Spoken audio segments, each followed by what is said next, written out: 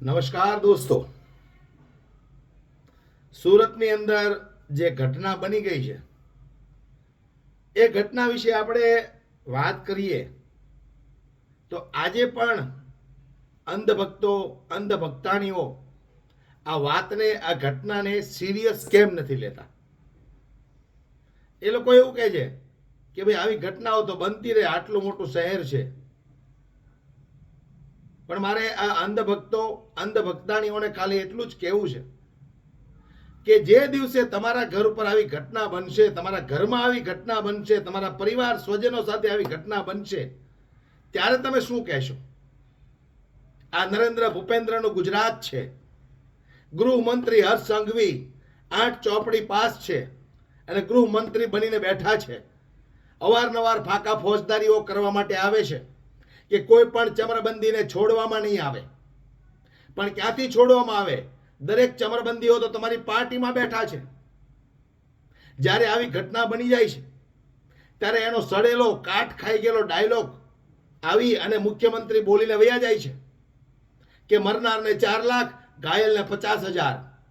શરમ આવી જોઈએ મુખ્યમંત્રી ભૂપેન્દ્રભાઈ પટેલને હું કહેવા માંગુ છું, શરમ આવી જોઈએ તમને. આ તમારા ગુજરાતની અંદર છાસવારે આવી ઘટનાઓ બને છે. એક મહિનાનો આપણે સર્વે કાઢીએ તો મહિનાની અંદર 40, 50 મર્ડરો થઈ જાય છે. અને આ મર્ડર તો તમે જુઓ યાર, ફક્ત 20 રૂપિયા જેવી નજીવી બાબતે એક નશેડી ગંજેડીએ એક 17 વર્ષના દેવી પૂજકના યુવકની હત્યા કરી નાખી. હું દેવી પૂજકને કહેવા માંગુ છું, શું કરો છો તમે બધા? આવો હરામખોર નશેડી ગંજેડી તમારા જ સમાજનો, તમારા જ સમાજના યુવકની હત્યા કરી નાખે છે. ગૃહમંત્રી હર્ષ સંઘવીને મારે પૂછવું છે કે તમે બહુ મોટી મોટી ફાંકા ફોજદારી કરો છો ને કે કોઈ પણ ચમરબંધીને છોડવામાં નહીં આવે. તમે પકડી લો છો, સારી વાત છે, પણ ત્યાર પછી એનું શું થાય છે કોઈને ખબર જ નથી રહેતી. આવા ચપ્પલ ચોર, નાના નાના ગુનેગારોને પકડો છો, પણ તમારી અંદર તાકાત હોય, તમારી અંદર દમ હોય તો દારૂના અડ્ડાઓ જે ચલાવે છે એને પકડો. ડ્રગ્સના જ્યાં વેપલાઓ થાય છે એને પકડો. ક્યાંથી ડ્રગ્સ આવે છે? 2 દિવસ પહેલાની જ ઘટના છે. પોરબંદરના દરિયામાંથી 1800 કરોડ રૂપિયાનું ડ્રગ્સ પકડાયું. શું કરે છે ગૃહમંત્રી? શું કરે છે મુખ્યમંત્રી? ખાલી વાતો કરવાથી કઈ ન થાય. આવી ઘટનાઓ બની જાય છે ત્યારે એમના પરિવારને પછતાવા સિવાય બીજો કોઈ રસ્તો રહેતો નથી. અને ન્યાયની વાત કરીએ આપણે તો તમારી પાસે તો ન્યાય માંગો એ તો ભગવાનને હાથ જોડવા બરાબર છે. માણસ તૂટી જાય છે ન્યાય માટે, છતાં ન્યાય નથી મળતો. ફાકા ફોજદારી કરવાથી હર્ષભાઈ સંઘવી કાંઈ નથી થતું. એક વખત એવો કાયદો બનાવો, એક વખત એવો કાનૂન લાવો કે આવી ઘટના બન્યા પછી બીજી વાર આવું કામ કરતા પહેલા 100 વખત વિચારે આ ગુનેગારો. છાસવારે આવી ઘટનાઓ બને અને ગૃહમંત્રી સાહેબ આવીને ફાકા ફોજદારી કરે, જબરબંધીને છોડવામાં નહીં આવે. તમારી અંદર એટલી તાકાત નથી. તમારી પાસે સત્તા છે, પાવર છે, પોલીસ તમારા હાથમાં, ગૃહ ખાતું તમારા હાથમાં. તો એકાદ એવો કાયદો બનાવો કે આવા લુખ્ખા આવારા તત્વોને પકડીને જેલમાં નાખવાને બદલે રસ્તા ઉપર કાઢીને ટાંગા ભાંગી નાખો એના. બીજી વખત આવું કાર્ય કૃત્ય ના કરે. 10 જણા જોશે તો 100 જણાને વાત કરશે, 100 જણા જોશે તો 1000 જણાને વાત કરશે કે આવું ક્યારે બીજી વાર કરાય નહીં. પણ નહીં કરે આ લોકો. ખાલી ફાકા ફોજદારી કરવાની, બસ મજા કરવાની. જનતાનું જે થવું એ થાય, આપણી ખુરશી સલામત રહેવી પડે. નહીતર તો આ ગુજરાતની અંદર, આ ગાંધીના ગુજરાતની અંદર દારૂ મળે? ફાકા ફોજદારી કરવી હોય તો એક વખત એના પર કામ કરીને બતાવો. દારૂના અડ્ડાઓ જ્યાં ચાલે છે, ચરસ, ડ્રગ્સ, અફીણ. હમણાં મેં ગઈકાલે વાંચ્યું હતું સૌરાષ્ટ્રની અંદર આ ડ્રગ્સની ગોળીઓ લીધા વગર યુવાનોને હવે ચાલતું નથી. નશા મુક્તિ અભિયાનમાં જાય છે તો ત્યાં વેઇટિંગ બોલાય છે. શરમ આવી જોઈએ. આ ગુજરાત કોણે બનાવ્યું છે? નરેન્દ્ર ભૂપેન્દ્રને હું કહેવા માંગુ છું, આ ગુજરાત તમે બનાવ્યું છે સાહેબ. સ્ટેજ ઉપર ફાકા ફોજદારી કરો છો ને કે આ ગુજરાત નરેન્દ્ર ભૂપેન્દ્રએ બનાવ્યું છે. હા, તમે જ બનાવી શકો આવું ગુજરાત. બાકી કોઈ ન બનાવી શકે. પાનના ગલ્લે ગલ્લે જાઓ, એમ જ્યાં હોય ત્યાં ચરસ, ડ્રગ્સ, અફીણ, દારૂ, નશીલા પદાર્થો એક એક વેતના ગાળે મળે છે, અને છતાંય કોઈને કઈ બોલવું નથી. ડરપોક જનતા બની ગઈ છે. જનતાએ જાગૃત થવું પડશે. આ સરકારને તો ફક્ત એની ખુરશી સાથે મતલબ છે. એની ખુરશી સાથે મતલબ છે. જનતા જીવે મરે એને કઈ ફરક ના પડે. હા, ફરક પડે એટલો કે કોઈ મરી ગયું તો એક એનો વોટ કમ થઈ ગયો, ઓછો થઈ ગયો. પણ એની સામે રોજ નવા અંધભક્તો પેદા થાય છે.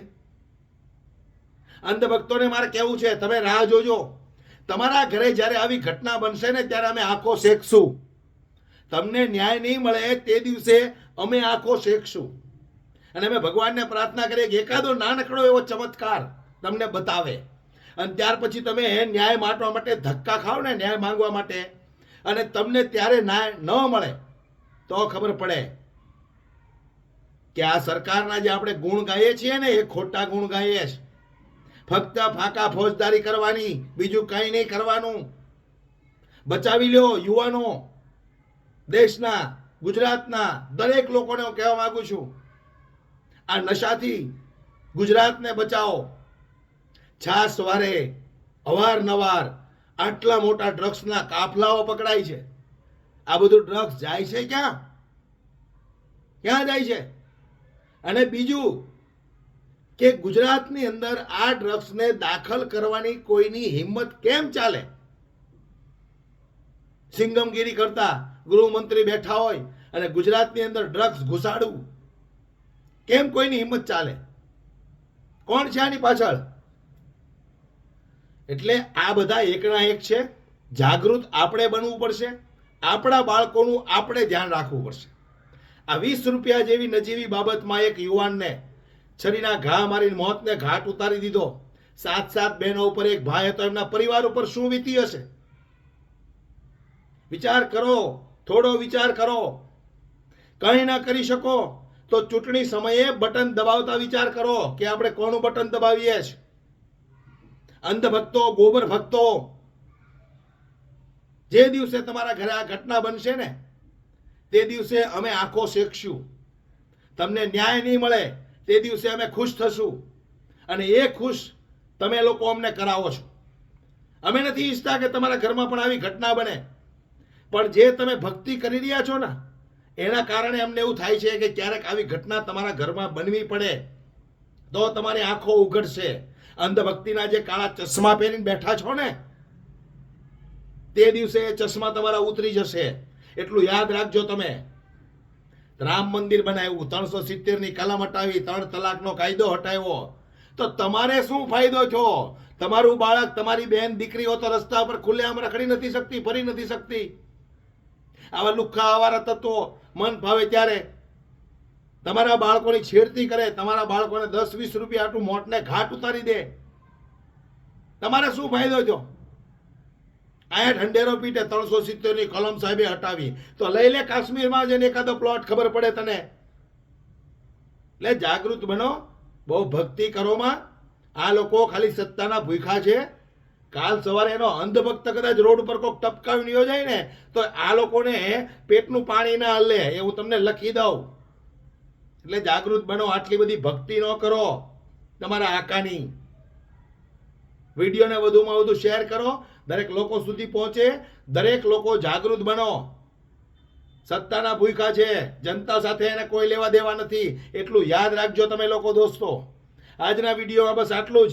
આ વિડીયોથી જાગૃત થઈ જાઓ, નહીતર આવો સમય, આવી ઘટનાઓ તમારા ઘર સુધી પહોંચતા વાર નહીં લાગે. આ લખી લેજો તમે. જય હિન્દ.